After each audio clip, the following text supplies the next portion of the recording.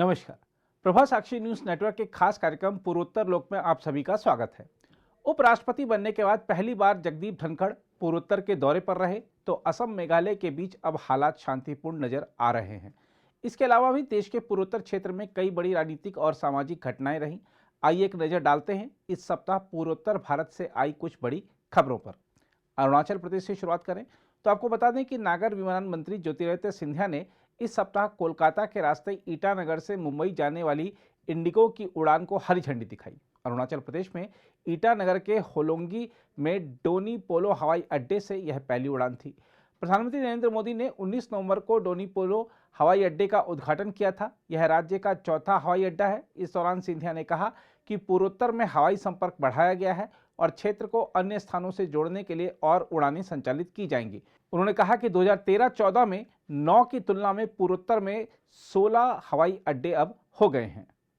मिजोरम से आई बड़ी खबरों की बात करें तो आपको बता दें कि बांग्लादेश के चटगांव हिल ट्रैक्ट में हिंसा से बचकर मिजोरम आने वाले कुकी चिन जनजातीय शरणार्थियों की संख्या बढ़कर 300 के करीब हो गई है। स्थानीय शरणार्थी आयोजन समिति के अध्यक्ष गॉस्पेल हमांगई हजुआला ने बताया कि 21 कुकी चिन शरणार्थियों ने बांग्लादेश के चटगांव हिल ट्रैक्ट यानी CHT से सीमा पार की।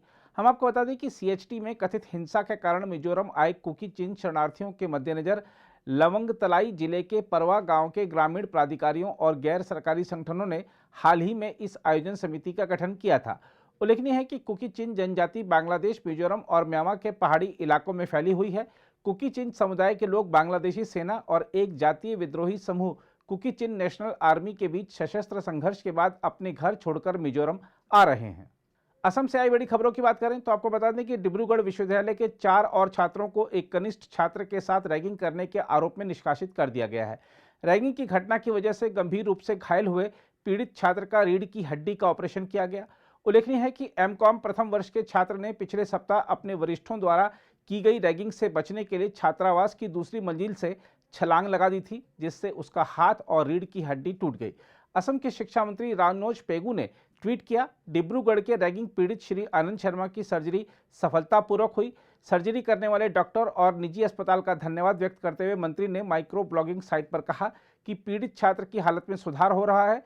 विश्वविद्यालय ने रैगिंग के आरोप में 18 छात्रों को संस्थान से निष्कासित कर दिया था। डिब्रूगढ़ के अतिरिक्त पुलिस अधीक्षक बिटुल चेतिया ने कहा, अब तक रैगिंग की घटना में शामिल 5 छात्रों को गिरफ्तार किया गया है। आरोपियों को शरण देने के आरोप में एक अन्य व्यक्ति को भी पकड़ा गया है। अन्य को पकड़ने के लिए हमारा तलाश अभियान जारी है। उधर भारत और बांग्लादेश के पड़ोसी क्षेत्रों के बीच घनिष्ठ सांस्कृतिक संबंधों का जश्न मनाने के लिए पहला सिलहट सिलचर महोत्सव असम की बराक घाटी में शुरू हुआ। बांग्लादेश के विदेश मामलों के मंत्री AK अब्दुल मोमेन 2 दिवसीय कार्यक्रम में भाग लेने के लिए लगभग 75 सदस्यों के एक प्रतिनिधिमंडल के साथ आए हैं। इस प्रतिनिधिमंडल में मंत्री, व्यवसायी और सांस्कृतिक जगत से जुड़ी हस्तियां शामिल हैं। इस महोत्सव का आयोजन इंडिया फाउंडेशन द्वारा केंद्रीय संस्कृति मंत्रालय के तत्वावधान में Bangladesh foundation for regional studies के सहयोग से किया जा रहा है। महोत्सव का उद्देश्य दोनों देशों के बीच द्विपक्षीय संबंधों को बढ़ावा देना है। उधर गुवाहाटी उच्च न्यायालय ने असम सरकार से कहा है कि वह राज्य में प्रधानमंत्री किसान सम्मान निधि योजना के तहत लाभ बांटने में हुई अनियमितताओं में शामिल अधिकारियों के खिलाफ उचित कार्रवाई करे।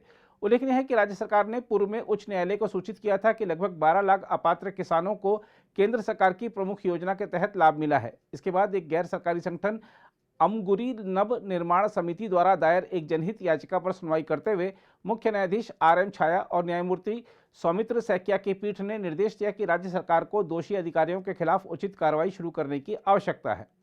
इसके अलावा असम के कोकराझार जिले के प्रभावी सेवा प्रदाय प्रणाली के वास्ते ई-शासन परियोजना के सफल क्रियान्वयन को लेकर राष्ट्रीय पुरस्कार मिला है। इंफ्रास्ट्रक्चर स्नैपशॉट कोकराझार नामक पहल ने ई-शासन में जिला स्तरीय पहल में उत्कृष्टता श्रेणी के तहत 2021-22 के लिए ई-शासन पुरस्कार जीता है। एक सरकारी बयान के अनुसार भारत सरकार के कार्मिक, जन शिकायत और पेंशन मंत्रालय के तहत प्रशासनिक सुधार और जन शिकायत विभाग ने यह पुरस्कार प्रदान किया है। उधर असम के मुख्यमंत्री हिमंत बिस्व शर्मा ने उन मेधावी छात्रों को स्कूटर वितरण की शुरुआत की जिन्होंने उच्च माध्यमिक परीक्षा उत्तीर्ण की थी। यह योजना प्रज्ञा भारती योजना के तहत डॉक्टर बनीकांत काकती मेरिट अवार्ड के माध्यम से कुल 35,800 लाभार्थियों को लागू की गई, जिनमें से 6,052 लड़के और 29,748 लड़कियां हैं। पुरस्कार के पात्र होने के लिए लड़कों को असम उच्चतर माध्यमिक शिक्षा परिषद द्वारा आयोजित उच्च माध्यमिक परीक्षाओं में न्यूनतम 75% अंक लाने थे, जबकि लड़कियों के लिए यह 60% था। एक अधिकारी ने कहा कि राज्य की राजधानी में केंद्रीय कार्यक्रम में कामरूप मेट्रोपॉलिटन और कामरूप जिलों के छात्रों को स्कूटर का वितरण किया गया। बाकी जिलों में दिसंबर में स्कूटर वितरण किया जाएगा। दूसरी ओर नागालैंड से आई खबरों की बात करें तो उपराष्ट्रपति जगदीप धनखड़ ने कोहिमा में ऐतिहासिक द्वितीय विश्व युद्ध स्मारक का दौरा किया और कर्तव्य का पालन करते हुए अपना सर्वोच्च बलिदान देने वाले बहादुर सैनिकों को श्रद्धांजलि दी। धनखड़ इस साल अगस्त में पदभार ग्रहण करने के बाद पूर्वोत्तर राज्य की अपनी पहली यात्रा पर हैं। उनके साथ उनकी धर्मपत्नी भी आई हैं। धनखड़ ने युद्ध स्मारक पर आगंतुक डायरी में लिखा, द्वितीय विश्व युद्ध में यहां लड़ते हुए अपने प्राणों की आहुति देने वाले वीर सैनिकों को विनम्र श्रद्धांजलि। यह स्मारक असंख्य बलिदानों की याद दिलाता है। उनकी बहादुरी और निस्वार्थता का कार्य पीढ़ियों को प्रेरित करता रहेगा। वह शुक्रवार को युद्ध स्मारक का दौरा करने के बाद दिल्ली के लिए रवाना हो गए। इसके अलावा इस सप्ताह नागालैंड में राज्य का 60वां स्थापना दिवस मनाया गया। इस मौके पर मुख्यमंत्री नेफ्यू रियो ने विकास व शांति के मार्ग पर आगे बढ़ने और नगा राजनीतिक मुद्दे के समाधान की दिशा में काम करने का आह्वान किया। हम आपको बता दें कि म्यांमार की सीमा से लगा नागालैंड 1963 में एक अलग राज्य बना था। राष्ट्रपति द्रौपदी मुर्मू और प्रधानमंत्री नरेंद्र मोदी ने नागालैंड के लोगों को राज्य के 60वें स्थापना दिवस पर बधाई दी। इसके साथ ही उपराष्ट्रपति जगदीप धनखड़ ने नागालैंड की राजधानी से करीब 12 किलोमीटर दूर किसामा में 10 दिवसीय 23वें हॉर्नबिल महोत्सव का उद्घाटन किया।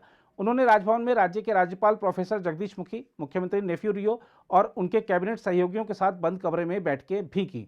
मेघालय से आई खबरों की बात करें तो आपको बता दें कि मेघालय के मुख्यमंत्री कोनराड के संगमा ने कहा है कि 22 नवंबर को मुकरोह गांव में हुई हिंसा में 6 लोगों की मौत के बाद सीमा विवाद को सुलझाने के लिए असम और मेघालय के बीच दूसरे दौर की वार्ता प्रक्रिया थोड़ी जटिल हो गई है।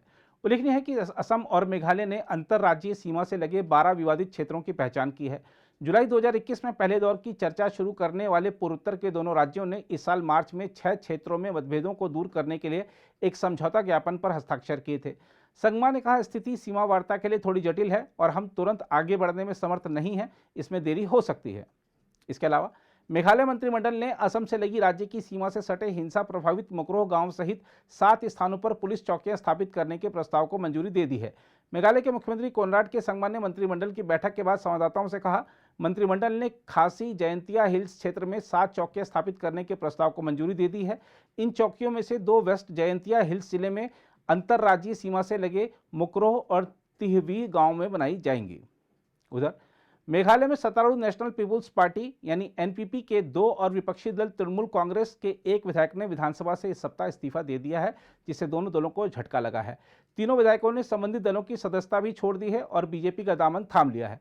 हम आपको बता दें कि एनपीपी के नेतृत्व वाले मेघालय डेमोक्रेटिक अलायंस में बीजेपी सहयोगी है। तीनों विधायकों के इस्तीफे के बाद 60 सदस्यीय विधानसभा में सदस्यों की संख्या घटकर 57 हो गई है। वर्तमान में एनपीपी के सदन में 21 सदस्य, यूनाइटेड डेमोक्रेटिक पार्टी के 8 विधायक, बीजेपी के 2 विधायक हैं, वहीं टीएमसी के 11 विधायक हैं।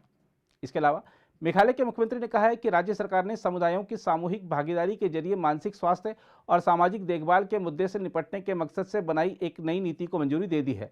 उन्होंने कहा कि मेघालय देश का तीसरा राज्य है जिसने खासतौर से बच्चों, किशोरों और युवाओं के बीच मानसिक स्वास्थ्य से जुड़े मुद्दे पर ध्यान देते हुए ऐसी नीति बनाई है। उधर त्रिपुरा से आई खबरों की बात करें तो आपको बता दें कि मार्क्सवादी कम्युनिस्ट पार्टी ने 30 नवंबर को त्रिपुरा में अपने सदस्यों पर हुए हमले की निंदा करते हुए कहा है कि राज्य में स्वतंत्र और निष्पक्ष चुनाव सुनिश्चित करने के लिए उन लोगों के खिलाफ कड़ी कार्रवाई होनी चाहिए जो इस घटना के लिए जिम्मेदार हैं। माकपा का दावा है कि उसके सदस्यों पर उस वक्त हमला किया गया जब वे सिपाही जाला जिले में स्थानीय समिति का कार्यालय फिर से खोलने आए थे, जिसे पिछले 4.5 साल से जबरन बंद करवा कर रखा गया था।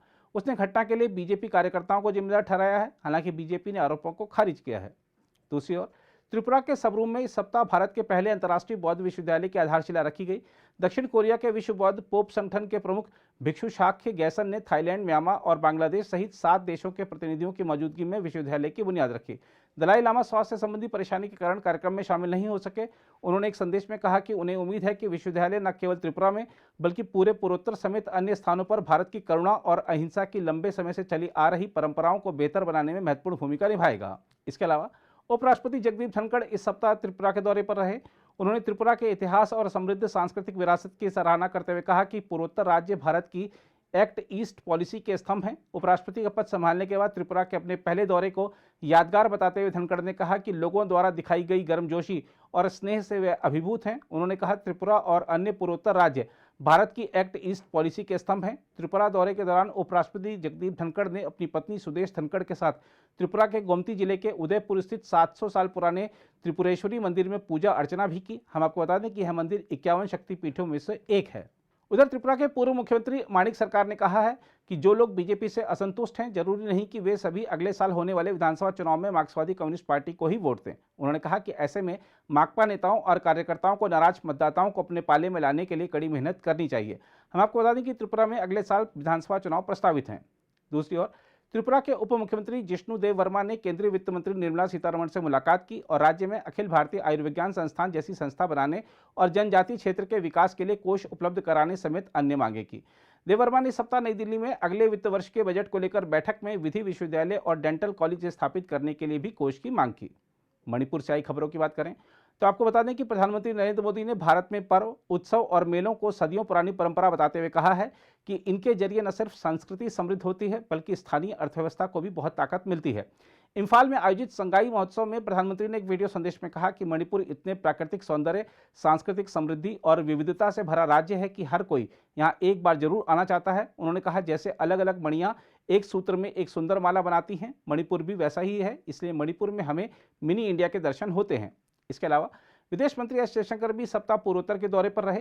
मणिपुर में उन्होंने कहा कि G20 की अध्यक्षता को मणिपुर सहित देश भर में विभिन्न स्थानों पर मनाया जाएगा। उन्होंने मणिपुर की राजधानी इम्फाल में एक सांस्कृतिक कार्यक्रम को संबोधित करते हुए कहा कि यह भारत को विश्व से रूबरू कराने के लिए सरकार के पास एक अवसर है। जयशंकर ने कहा, हम चाहते हैं कि G20 की अध्यक्षता मनाई जाए और इसमें पूरा देश भाग ले। उन्होंने कहा कि मणिपुर सहित कई राज्य और शहर G20 से जुड़े कार्यक्रम की मेजबानी करेंगे। अगर आप भी लेना चाहते हैं देश दुनिया की तमाम जानकारी तो आज ही सब्सक्राइब करें हमारे चैनल को। साथ ही नीचे दिए बेल आइकन को जरूर दबाएं ताकि हर अपडेट आप तक पहुंच सके।